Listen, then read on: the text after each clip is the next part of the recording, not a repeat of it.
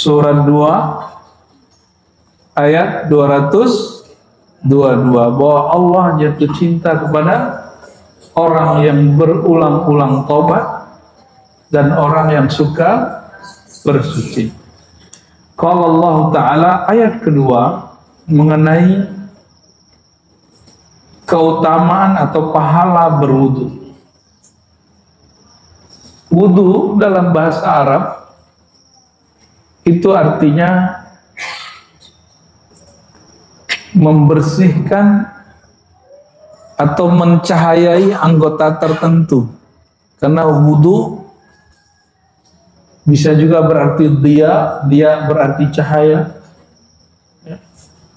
Maka wudu ini mencahayai tubuh secara harfiah ya. Adapun secara istilah wudu itu membersihkan anggota ya, anggota tertentu dengan cara tertentu, dengan syarat tertentu untuk ibadah atau sholat, dan ini menjadi syarat ya. Dalilnya dalil wudu. Selama ini wudu pakai dalil nggak? Pengikutin kiai aja. Ada dalilnya. Apa dalil wudu di Quran? Surat apa? Surat Al-Maidah ayat 6. Jadi kalau ditanya apa dalil berwudu, ini kan sekarang lagi rame nih, mana dalilnya? Dalilmu mana, Tom? Ya, maka kita mesti jawab. Bukan supaya kalau didebat oleh kelompok Wahabi, tapi kalau nanti ditanya sama Allah, ditanya oleh malaikat, kamu wudu itu dalilnya mana? Ada yang kejebak, ada yang langsung bacain ayat. Di dalam surat sekian ayat sekian. Dia lupa yang ngajarin ayat YouTube apa orang?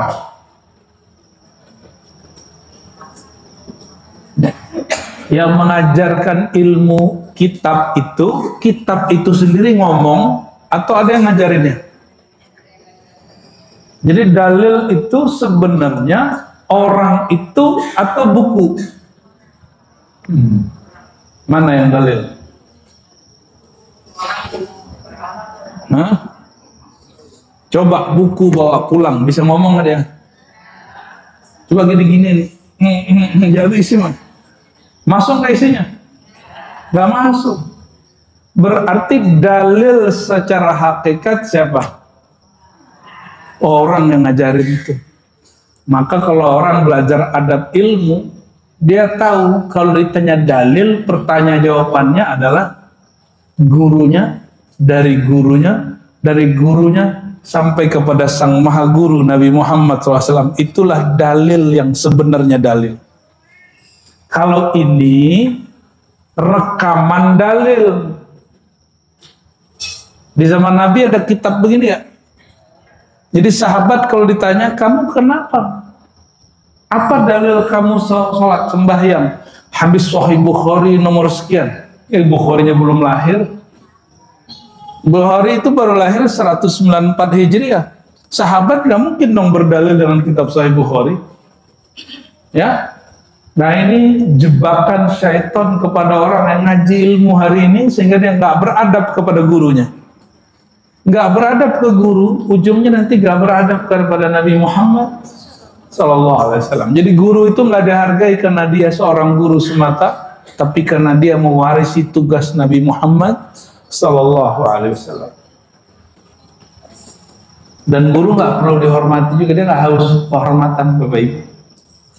Kafa bil hurmah ayyakuna mu'allima.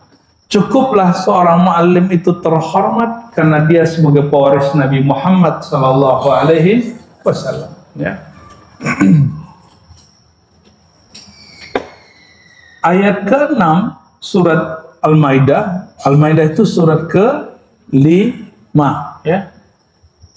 Kita dipanggil A'udzubillahi minasyaitonirrajim. Ya ayyuhalladzina amanu, wahai orang yang telah beriman. Ini secara harfiah kita terjemahin. Iman di kolbu atau di baju? Apa di jenggot? Ya, iman di kolbu atau di coblosan? Karena tahun 2000 berapa tuh? 16, 19 itu iman itu berdasarkan coblosannya apa? Ya, jadi kalau nolnya 01, 02 imannya beda gitu. Alhamdulillah sekarang sudah mulai dewasa ini umat. Alhamdulillah. Dulu kita dihujat-hujat, kita hajar aja deh. Kita kemudian nggak takut juga karena urat takut kita alhamdulillah sudah diambil sama Allah. Yang belum diambil urat malu, alhamdulillah. Kalau diambil urat malu, imannya hilang. Ya ayyuhalladzina amanu idza kuntum ilas shalah. Jika kamu hendak melakukan salat, faghsilu wujuhakum, maka bersihkanlah, basuhlah wajahmu. Ya. Ini wajah, benar nggak wajah? Ini belum makna-makna yang aneh-aneh, ini makna zahir-zahir dulu ya. Kita nggak ngaji tasawuf dulu, ntar dulu. Sabar-sabar. Ntar nanya lagi, wajah yang mana nih Bu ya? Aduh, ente kayak beneran aja ya. Wajah yang zahir apa yang batin? Enggak. Ini ayat tentang zahir. Dan batin-batin nanti dulu. Kita lagi ngaji sunnah, ngaji Quran. Faghsilu wujuhakum, maka basuhlah wajah-wajahmu, wa aydiyakum, dan tangan-tanganmu. Yang disebut tangan, ini tangan, ini tangan, ini tangan. Maka dikasih batas ilal marafiq, sampai kepada sikut. Coba yang sikut lah, yang punya sikut nggak? Coba sikutnya tunjukin. Jadi kalau wudhu nggak nyampe ke sini, wudhunya nggak sah. Jadi kalau wudhu mesti gini, ambil air, nah diusap, coba ikutin. Gitu oke? Harus sampai begini kenanya. Kalau enggak kata Nabi, wailul lil aqab minan nar. Celaka bagi orang yang tidak sampai air ke bagian sikut atau tumit. Ini namanya aqab. Ini marafiq dan ada tumit. Aqab juga disebut. Capek-capek sholat tapi sholatnya nggak sah. Karena syarat sah sholat wudhunya mesti sah, ya. Nah, coba wajah itu standarnya apa aja? Yang menghadap kepada orang. Ini kalau kita mau orang yang menghadap, ini apa ini? Oke, berarti kalau orang pakai kopiah naikin dikit ya.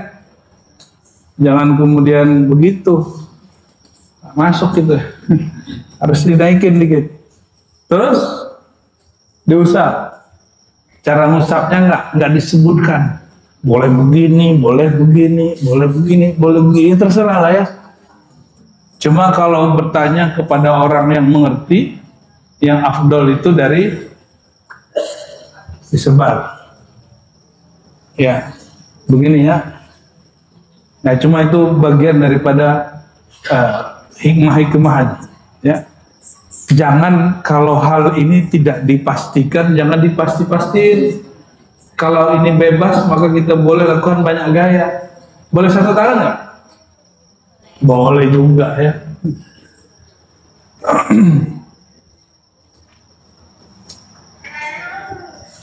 Ini masuk nggak? Ini wajah atau bukan? Bukan, berarti ini nggak wajib.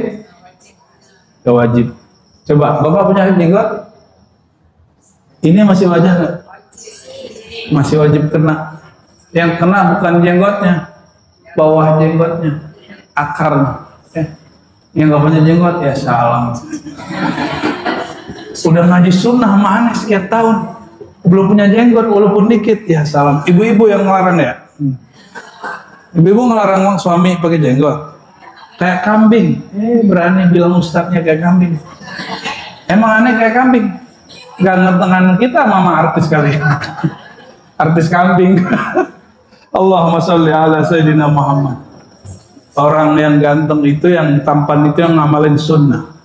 Sunnah laki-laki pakai walaupun sedikit biar beda gitu sama yang melehoi-melehoi.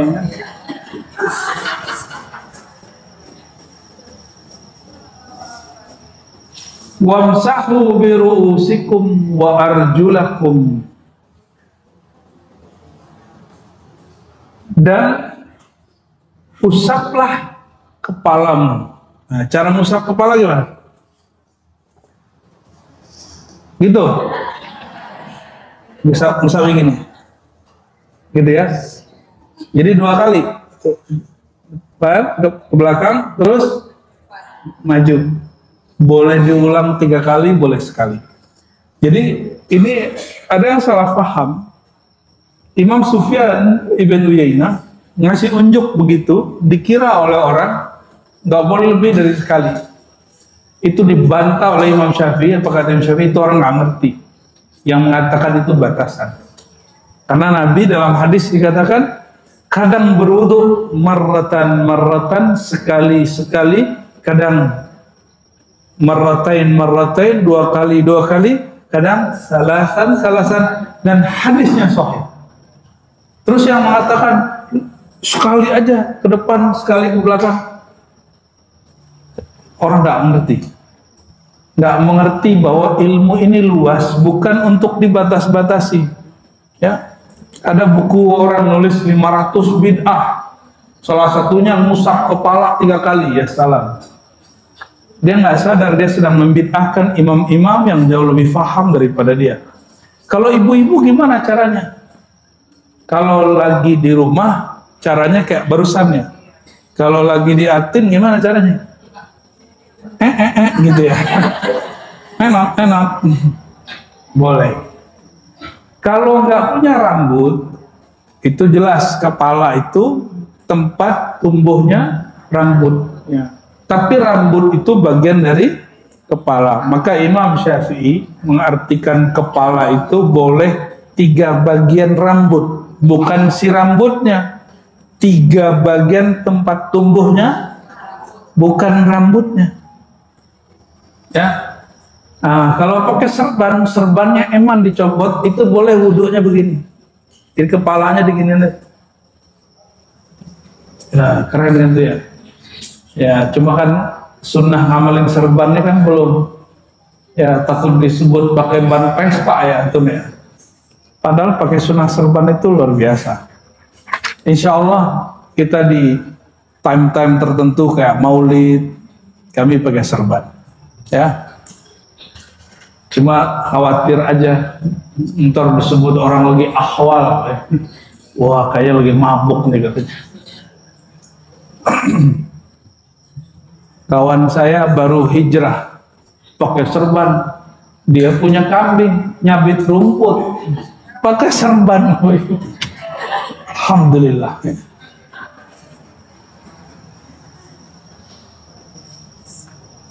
Dan usaplah kepalamu wa arjulakum, dan basuhlah kakimu ilal ka'bain, kepada ka'bain. Setinggi apa ka'bain? Mata kaki. Mata kaki di mana? Emang kakinya punya mata? Itu cuma istilah bahasa Arabnya, bukan mata. Istilahnya ka'ab. Ka'ab itu yang kira-kira bentuknya kayak kubus, tapi bukan kubus.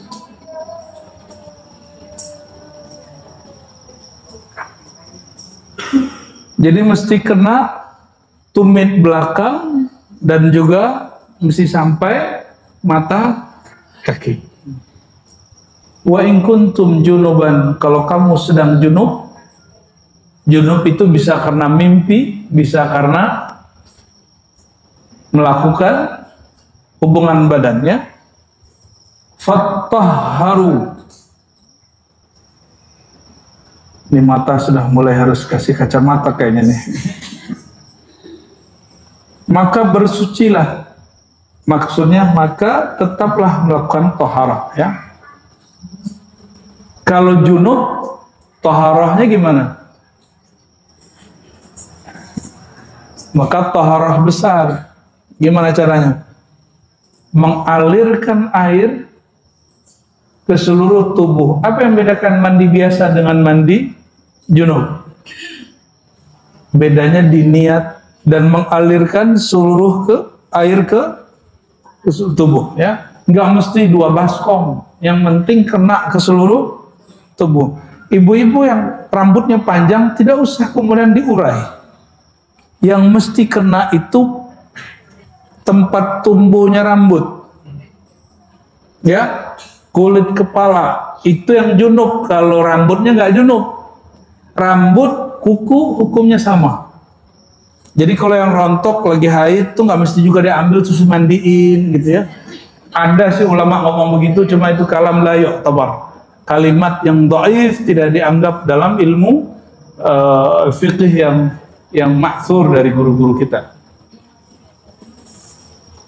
Wa in kuntum marda, jika kamu sakit, ada orang sakit kena air kedinginan menggigil, berarti dia nggak perlu berwudu, dia cukup au ala safarin, atau sedang di mobil, sedang di kendaraan, sedang di pesawat, au ja'adum minkum minal ghaid, atau buang air besar, au lamastumun nisa, atau kamu menggauli pasangan, falam tajidu ma'a, tidak dapat air, fatayammam, maka bertayammum, ya.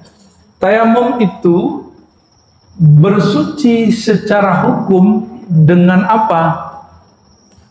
Kita ini tercipta dari air dan juga tercipta dari tanah, maka tayammum itu mengembalikan hakikat diri kepada asal.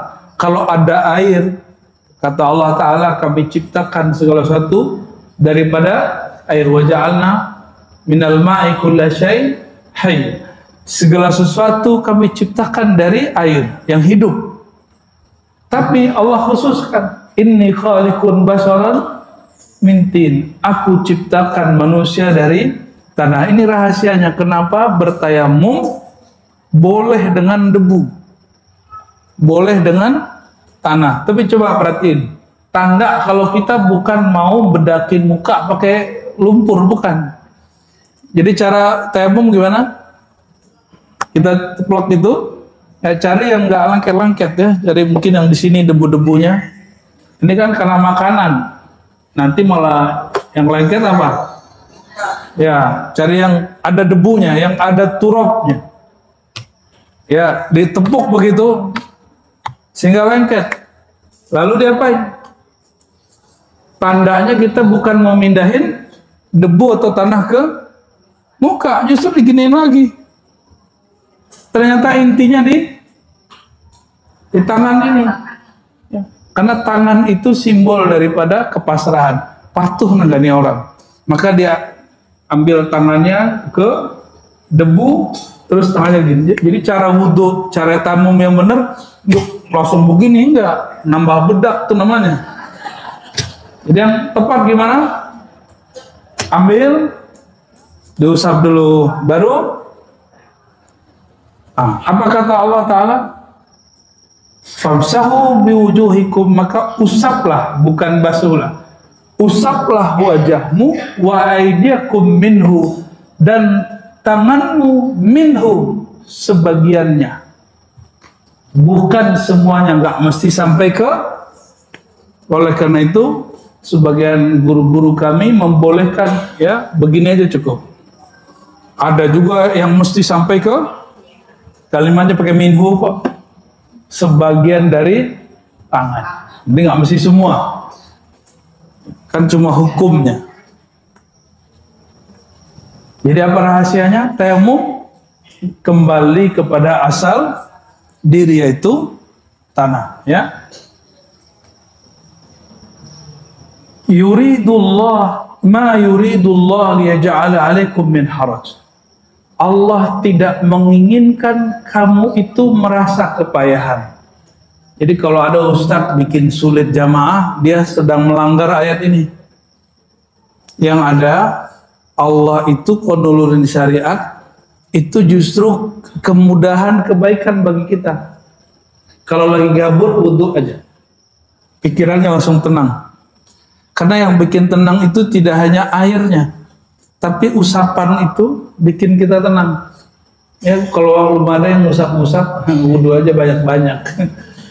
Allahumma sholli ala Muhammad. Walakin tetapi yuridu li tahhirakum wa yutimma ni'matahu alaikum. Allah ingin membersihkan kamu dan menyempurnakan nikmatnya kepada kamu, la'allakum tashkurun, agar kamu bersyukur. Berarti syukur itu enggak hanya masalah duit. Ciri-ciri orang bersyukur, dia suka bersuci. Ciri-ciri orang bersyukur, dia suka bersuci. Nah, hukum mengenai ini banyak sekali. Nah, yang boleh dibersihkan itu airnya apa aja, pakai itu saya nggak mengkaji itu di sini. Kita mesti buka kitab namanya Matan Takrib Fikih Mazhab Imam Syafi'i. Nah, nanti mungkin Ustadz Karnali cari orang lah ya, Ustadz yang ngajarin fikih. Nanti saya diinin lagi sama teman saya. Kata dia, Ji, ente nih ngambil lapak aneh katanya. Lah kita kan emang dari dulu diajarin, kitab fikih diajarin, akidah diajarin, sampai hadis diajarin. Lebih lama saya ngaji hadis malah. Tasawuf diajarin semua. Yang nggak saya belajar itu ilmu arud, ilmu pola-pola cara bikin kali syair. Ya. Selebihnya kita belajar. Jadi boleh dong kita ngajarin. Cuma masih ustadznya ada lapak katanya. Ternyata ustadznya ada lapak-lapak juga, Bu. Aneh baru tahu di Jakarta. Ya. Bismillahirrahmanirrahim. Hadis pertama. Ini barusan ayat surat 5 ayat 6.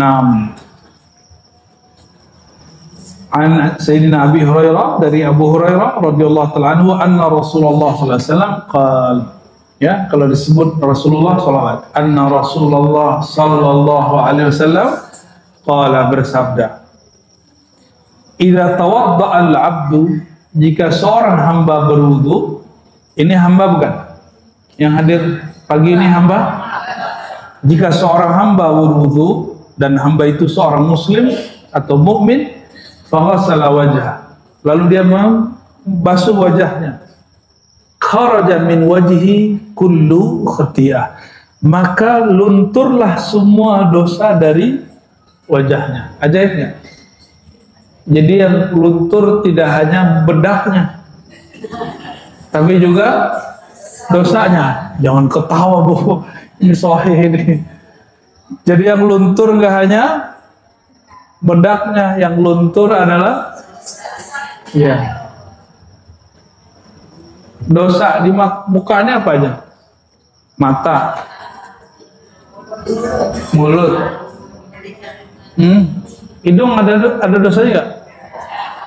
Nggak tahu ada hidung kalau punya dosa. Ngambil napas orang kali. Allahumma sholli ala Muhammad. Bibir ada dosanya. Iya, bukan lidah, bibir. Gak paham juga.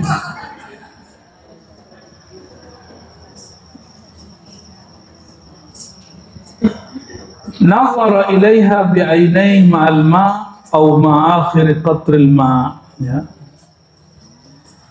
Menunggu dia dengan pandangannya atau memandangnya dengan pandangannya bersama turunnya air, atau bersama akhir daripada turunnya air. Ya. Fa idza ghasala yadayhi, jika dia membasuh tangannya, lunturlah semua dosa tangannya. Kana batashathu yadahu ma'al ma', ya. Itu mulai dari awal air turun sampai akhir tetesan. Fa idza ghasala rijlaihi, jika dia membasuh, ya, kakinya, kharajat kullu khati'ah masyatha rijlah ma'al ma' au akhir qatril ma', maka selama air itu ngalir, selama itu pula semua dosa yang di kakinya, di tangannya, di wajahnya itu luntur, ya. hatta yakhruja naqiyan minadz-dzunub, sehingga dia keluar dari tempat wudu naqiyan, bening dari dosa-dosanya. Ya, jadi kalau orang mau diampuni nggak mesti pergi haji, nggak mesti nunggu Ramadan, cukup dia berwudu. Tapi tidak diampuni apa? Dosa besar dan dosa yang berkaitan dengan makhluk. Kalau ada dosa besar mesti tobat. Kalau yang berkaitan dengan makhluk mesti mengembalikan haknya atau minta maaf kepadanya. Kalau dosa gosipin orang masuk nggak? Masuk nggak? Masuk yang mana? Yang diampuni atau yang belum? Yang luntur apa enggak? Emang bisa request? Nggak cukup wudu, dia mesti dilafazkan, ya Allah ampuni aku baru saja menggunjingkan seseorang. Lalu kafarahnya mendoakan dia atau bersedekah atas nama dia. Sempat ngomongin orang, apa penebusnya? Minta ampun kepada Allah, panjang loh ceritanya ini. Terus mendoakan orangnya atau minta maaf. Orang maksiat nih sendiri, mohon maaf, ada orang zina maksiat sendiri, dia minta ampun kalau selesai. Tapi kalau ngomongin orang kayak tadi langkahnya panjang. Jadi jangan bikin diri kita busuk bangkai dengan membicarakan aib orang lain. Yang unik itu hari ini jamaah bicarain ustaz.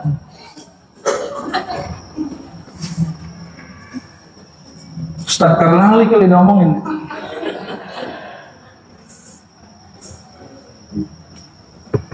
Hadis pertama, kedua mirip, hadis ketiga. Fa in qama, ada tambahan, fa in huwa qama, jika dia melakukan salat, fa shalla, lalu dalam salat dia memuji Allah, fa hamidallah wa asna alaihi wa majjadahu, memuji Allah taala billadzi huwa ahlu, dengan yang sepantasnya Allah dipuji, wa farragha qalbahu ila Allah, lalu dia berusaha untuk mengosongkan kalbunya kecuali hanya kepada Allah Subhanahu wa taala. Ini yang disebut usaha untuk khusyuk. Usaha untuk khusyuk. Illan sarafa, kecuali ketika dia selesai dari berwudu, selesai dari salat, in sarafa min khati'atihi kayawma waladathu ummu, maka dia keluar dari salat, assalamualaikum, assalamualaikum, dia dihitung seperti anak kecil itu belum punya dosa. Mudah ya, jadi fitrah itu nggak nunggu Ramadan tahun depan. Cukup orang wudu dengan benar, lalu sholat dengan baik, maka dia kembali kepada fitrahnya. Hadis berikutnya juga masih sama.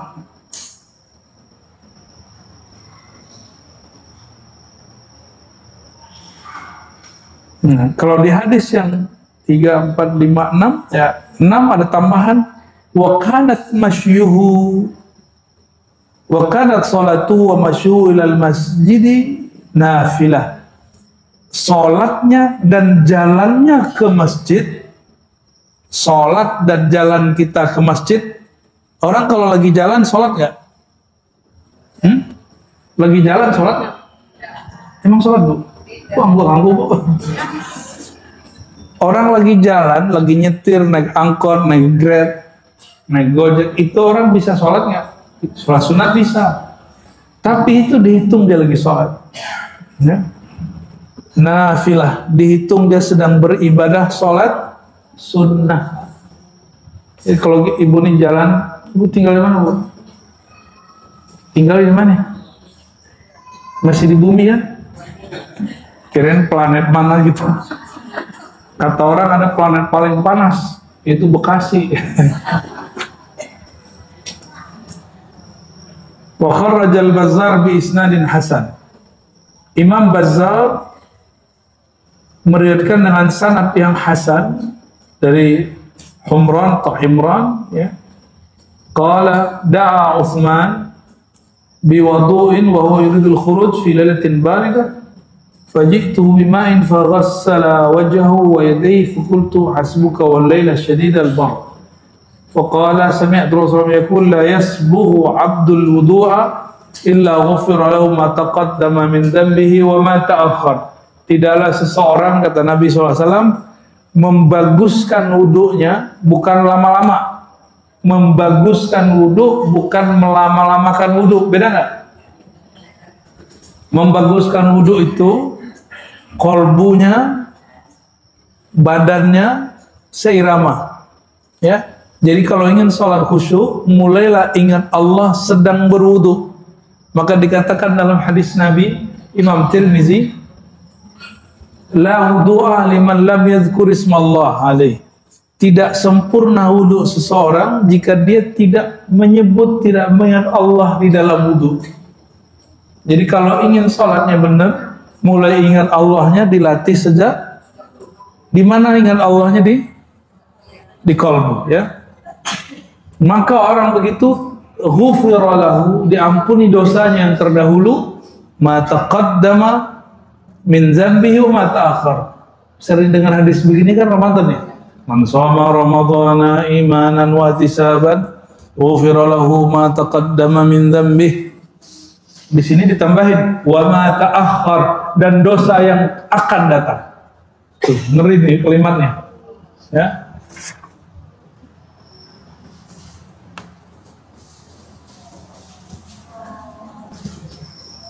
Lalu di hadis Ibnu Umar, riwayat Ibnu Huzaimah,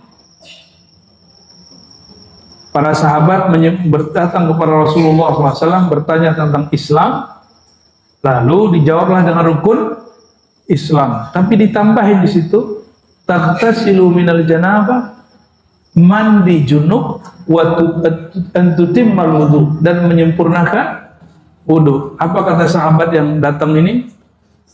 Wahai Rasulullah, apakah jika aku melakukan itu semua, fa'ana muslim, apakah aku dipandang Allah sebagai muslim? Dan Rasulullah SAW mengatakan, na'am, betul, engkau seorang muslim. Berarti wudu itu pencirian muslim?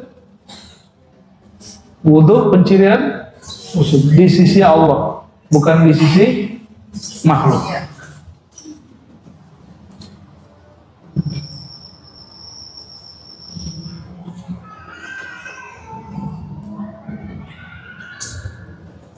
Satu kali hadis Imam Muslim, ini hadis yang ke berapa ini ya? Sudah yang ke-8 nih. Dari Abu Hurairah radhiyallahu taala anhu, anna Rasulullah sallallahu alaihi wasallam atal maqbarah. Nabi melewati kuburan. Bahkan atal maqbarah, mendatangi kuburan. Jadi Nabi ini sarjana kuburian juga ya. Sarkup kata orang. Kayaknya ada wajah-wajah senang kuburan ini. Ini antum kalau nyuri dalil, ini dalilnya. Ya kan sekarang zaman cari dalil, ini ada dalilnya. Nabi ini suka datang ke kuburan. Maka orang yang jauh dari kuburan wajar hatinya mati seperti kuburan. Tapi orang semakin sering ke kubur, hatinya semakin jauh dari hawa-hawa kuburan. Itu anehnya. Kenapa? Kata Nabi Muhammad SAW, zurul kubura fa innaha tuzakkirul maut. Sering-seringlah ziarah, karena itu dapat menghidupkan hati dengan cara mengingat kematian. Nah, Nabi SAW mengatakan, an-nasu niyam fa idza matu intabahu. Manusia itu mereka sebenarnya tertidur. Kalau mereka mati, barulah mereka bangun. Jadi kalau orang sering ke kuburan, kolbunya harusnya tidur jadi bangun. Gitu ya.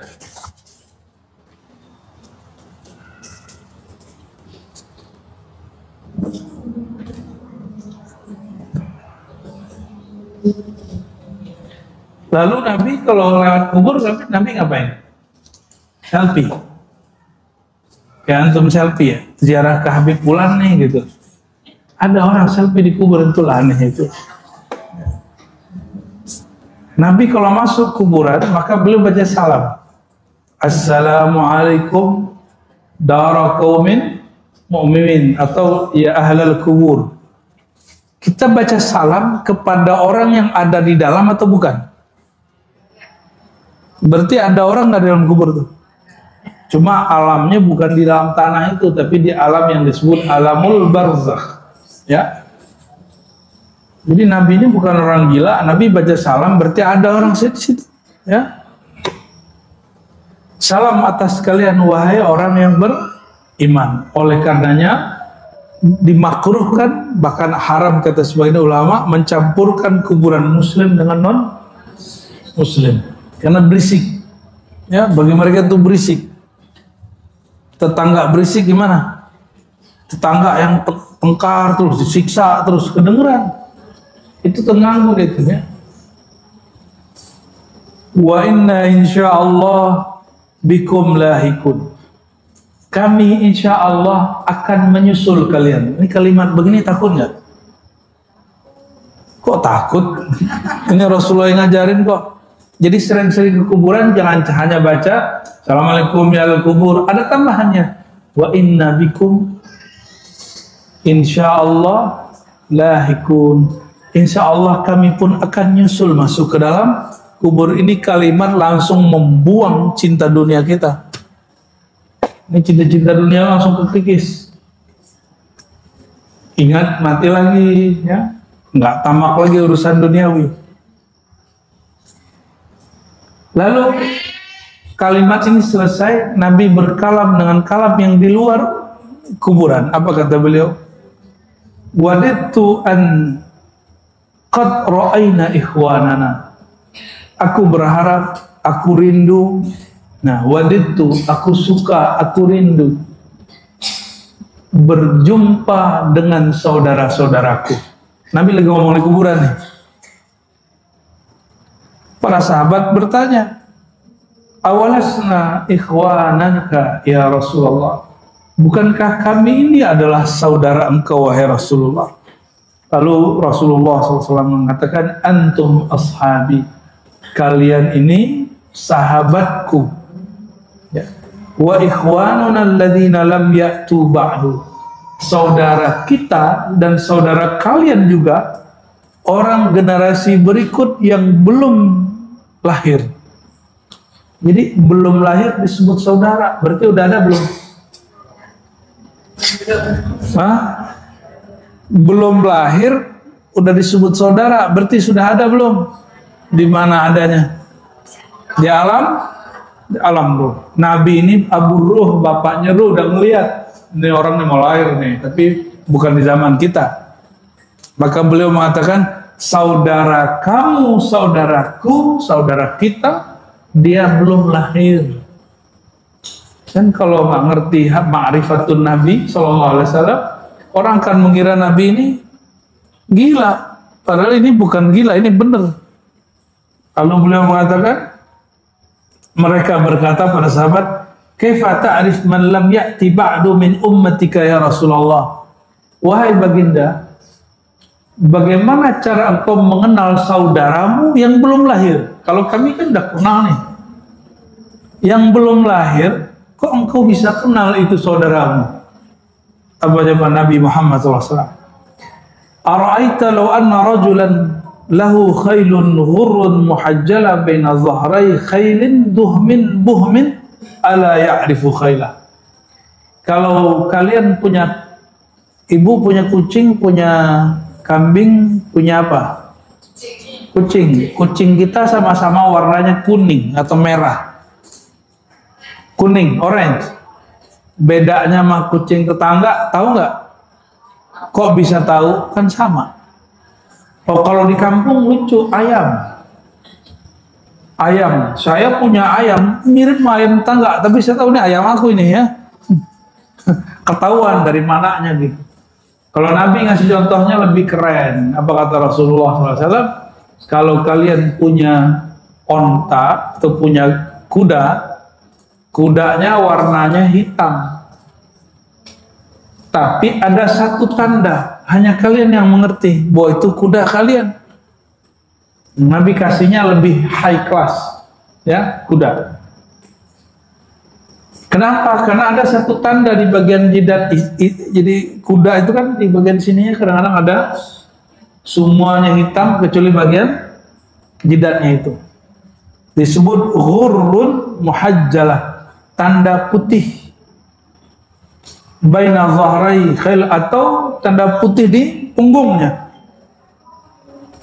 Ala ya'rifu khailah, bukankah dia langsung mengetahui bahwa itu adalah kepemilikannya? Kalau sekarang nih berjajar, motor yang paling sering dipakai motor apa? Beat, sebanyak Beat warnanya sama, bedanya di mana? Lihat aja bekas tangan mana yang paling gosong nih, atau bagian tempat duduknya. Kalau sekarang lebih gampang, lihat platnya. Emang hafal platnya? Sampai sekarang saya nggak hafal plat motor sama mobil. Qalu bala ya Rasulullah, tentu wahai baginda, kata sahabat. Lalu beliau mengatakan, fa innahum ya'tuna ghurran muhajjalin minal wudu wa ana faratuhum 'alal haud. Cara aku mengenal mereka nanti di akhirat adalah bekas wudunya. Bekas, sekarang ada nggak bekas wudu? Nggak kelihatan. Ya, kelihatan nggak? Tangan, kalau orang absensi sekarang gimana? Ya, jadi tangan kita ini nyentuh begini itu kelihatan terus, Pak. Begini terus. Jadi ada sentuhan terus. Benda yang sering kena tangan itu akan beda. Berarti di tangannya ada tanda. Ya, Nabi SAW di tangannya ada kunci surga. Saya dulu kira Nabi bawa kunci nenteng kemana-mana. Ternyata garis tangan Nabi itu langsung masuk surga. Ya, nanti buka. Itu yang dimaksud beliau, biyadi mafatihul jannah. Di tanganku ada kode-kode, ada simbol-simbol untuk kunci masuk surga. Ada kantor kalau mau masuk ruangan mesti pakai fingerprint, ya.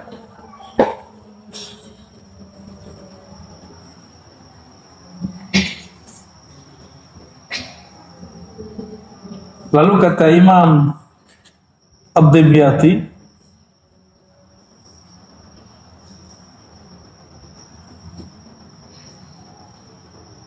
wa qaribun min hadha qauluhu ta'ala wa adkhil yadaka fi jaybik takhruj bayda. Masih ingat kisah Nabi Musa?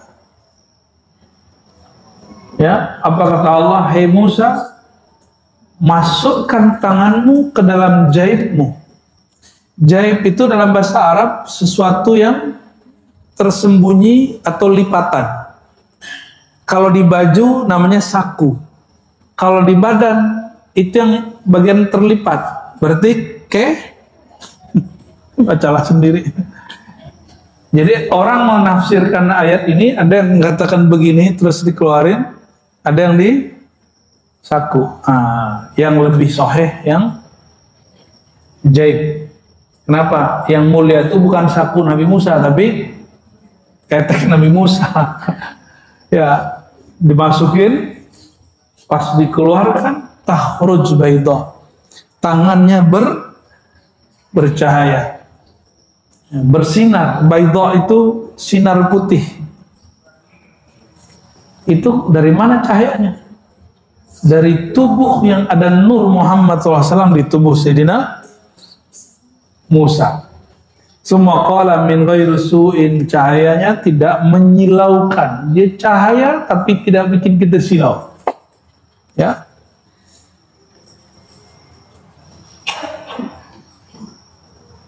Lalu beliau mengatakan, ana faratuhum alal haud. Aku telah menunggu mereka lebih dahulu di telagaku. Ya, semoga kita diizinkan sampai ke telaga Nabi Muhammad SAW. Gimana caranya? Wudhunya benerin dan itikadkan lagi wudhu, lagi mengikuti Nabi Muhammad SAW. Jadi kita nanti ini orang-orang semuanya datang ke Nabi, ya Rasulullah, kami umatmu, kami saudaramu wahai Rasulullah. Kata Nabi, nggak ada tandanya. Jadi orang yang nggak suka sholat, nggak usah ke wudhu, apa kata Nabi? Nggak ada tandanya. Jadi nggak semua orang nanti udah nyampe di haud, itu nggak semuanya boleh masuk. Dia mesti punya tanda. Yang punya tanda, maka malaikat mengatakan masuk. Yang nggak punya tanda, maka dikatakan minggir. Maka ada beberapa sahabat yang murtad. Yang murtad setelah Nabi, nggak disebut sahabat lagi, mereka orang munafik. Mereka ini ketika hendak sampai di telaga Rasulullah SAW, apa kata mereka? Ya Rasulullah, ya Rasulullah. Lalu malaikat giring dan menarik mereka dijauhkan karena nggak ada tandanya. Lalu Nabi panggil, tandanya nggak ada, tapi aku kenal nih orang. Bahwa orang itu dulu pernah menjadi sahabat Nabi. Ternyata itu orang 50 sahabat yang kemudian menjadi munafik waktu salah satu perang. Ya, perang nggak ikut, tapi harta rampasan perang mereka minta. Nah, itu zaman-zaman sahabat Ka'ab bin Malik. Ya, baik. Dua hadis lagi.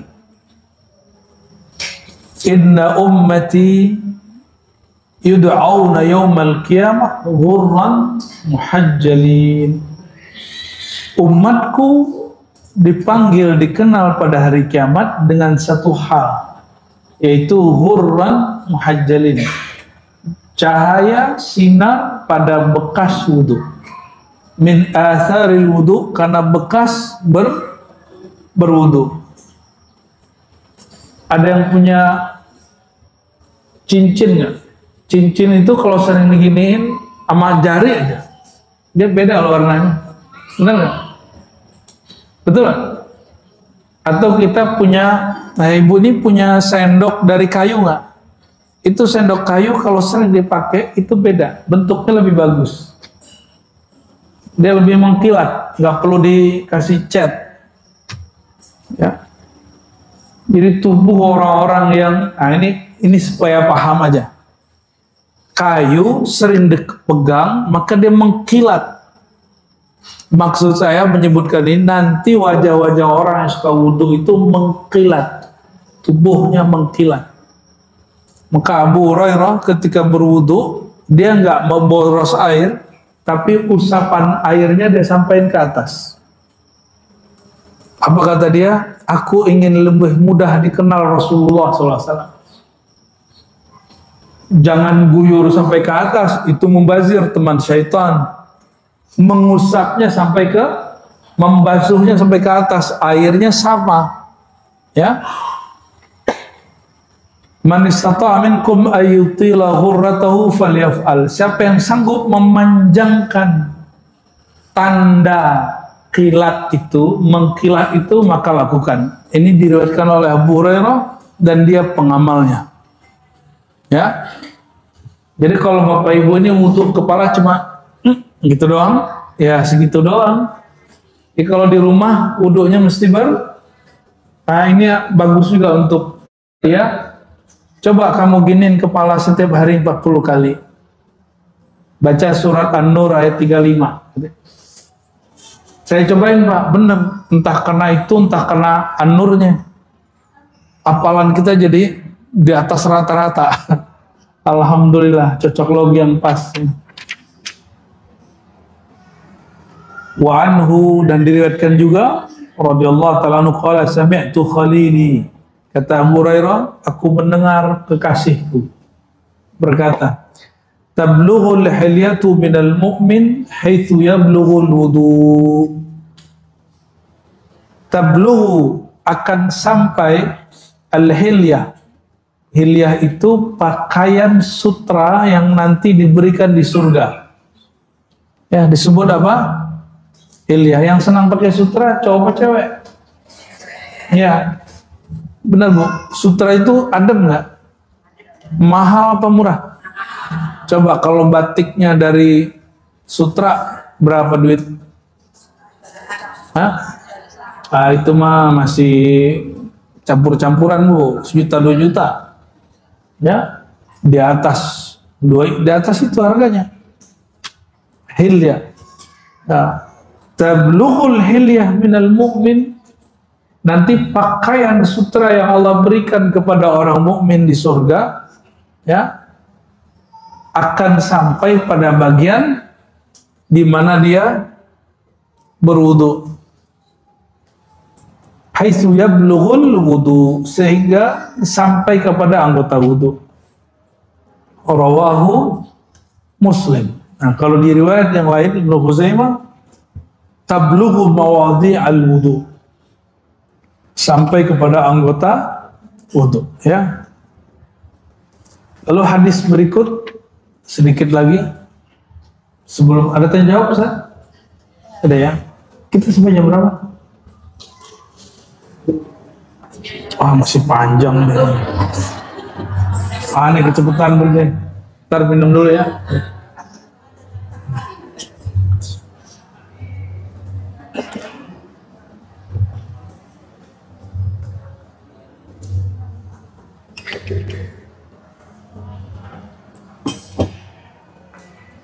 An Abi Hurairah radhiyallahu taala anhu. Ini keutamaan wudu kalau musim dingin. Tetap berwudu seperti biasa. Sanggup nggak kalau lagi di puncak, lagi di Lembang, Dieng? Pernah ke Dieng? Sanggup wudu agak lama-lama di situ? Sanggup pakai air hangat gitu ya? Enggak, itu makruh. Makruh, Pak. Kalau ngikutin hadis ini. Tapi kalau pakai mazhab Syafi'i aman. Dari Sayyidina Abu Hurairah, beliau mengatakan, Rasulullah SAW bersabda, ala adullukum ala ma yamhullah bihil khataya. Maukah kalian aku ajarkan sesuatu yang menghapus dosa-dosa, wa yarfa' bihid darajat, dan derajat kalian terangkat. Sekali amal dosa dihapus, derajat diangkat. Sekali amal. Qalu ya Rasulullah, bala ya Rasulullah. Wahai baginda, tentu. Qala isbaghul wudu alal makari. Pertama apa? Membaguskan wudu walaupun lagi musim dingin. Ya, pakai air dingin. Pakai air. Nah, ini cara wudu pertama langsung ngusap muka atau cuci tangan dulu. Nah, ini penting. Jadi kalau kita lagi sentuhan air, jangan langsung cuci muka atau langsung mandi. Pernah dengar ada orang meninggal di kamar mandi karena dia mandi langsung guyur? Padahal orang renang aja itu udah mengerti. Kalau mau renang, kakinya dimasukin dulu. Ya, saraf kita di kaki, dia mesti kenal dulu, ngasih sinyal ke tubuh. Kita lagi mau masuk ke dalam air. Nanti tubuhnya menyiapkan diri. Sudah siap tubuhnya, baru dia kemudian cebur. Jangan main cebur-cebur aja, ntar mati di dalam. Ya, jantungnya nanti nggak beres, darahnya nanti nggak stabil. Wallahu a'lam bishawab. Dan itu sudah banyak yang meninggal. Ya, jadi caranya kalau wudu ngapain? Ya, itu kalau pas